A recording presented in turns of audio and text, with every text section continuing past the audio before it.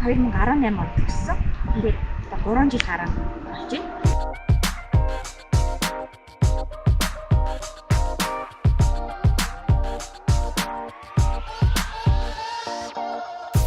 Ари үед одоо саяхан нөгөө кино манд дуусаад олон кино манд дуусаад тэгээд ерөнхийдөө ч амарчтай маягтай. Тэгээд зундаа сайхан өвлжөө таварч аа тэгээд байчинда. Гоё асуулт байна те. Юуээс асууж байгаагүй бас биш. За ер нь бол хүн болгонд ер нь төвчин гэж дуртай гэхдээ урлагийн мэрэгжил тэр ялангуяа төвчин аягүй дуртай. Төвчин болох юмсан гэж хүүхдүүд аягүй их тэгж боддог. Хайрлж дандаа ийм нэг халамжийн дунд байдаг юм. Тэр нь хамгийн гоё юм болов гэж бодож байна. Галтраад орсон юм аа. Яг үүндээ нэг амар дурлж муулж ороогүй.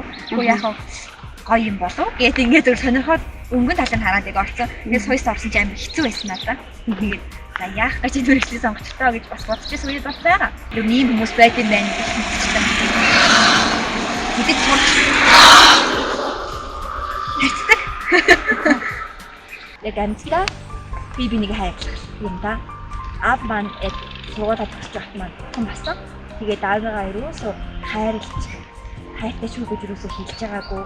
Тэгээд юусоо таахгүй байжсэн. Гэсэн тэгээд нэг өдөр хүн болчихж байгаа байхгүй. Тэгээд ер нь бол аав ээжигээ сайн хайрлаарай гэж хэлмээр. Авдаан би дөргөн очоод үнсүүлмээр санагдах юу? Амин нүмөр барагитан санааруда. Хөвгөн бараг кинонууд дээр бараг харагдаж байгаа да. Ааштай бол ааштай.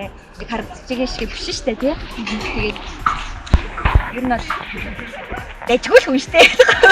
Бас тийм амбиц хөөдгүй яг үнэ хэлэхэд чөлөөтэй тэгээд хүн болгонтэй ингэж гоё хичээдэг. Өө юу гэж асуулаад энэ хатчлаа. Жүжигчин мэрэгчлэн тийм амар яг өнгөнд харагдаж байгаа шиг тийм амар амархан бас тийм гоё мэрэгжил биш ээ. Яг хэцүү гэж хэлмээр байна. Би тэр зориглоод одоо жүжигчин болъё гэж бодож ивэл үнэн байх хэрэгтэй гэж хэлмээр байна. Залуу хүн чинь нөгөө их хүчтэй байхтай гоё шүү дээ. Тэгээд ер нь юм чинь тэлээтэй хандаад тэгээд дээрээс нь үргэлж цоглог эрт хүчтэй байгаарай л гэж хэлмээр байна. Залуучуудаа хичээгээрэй.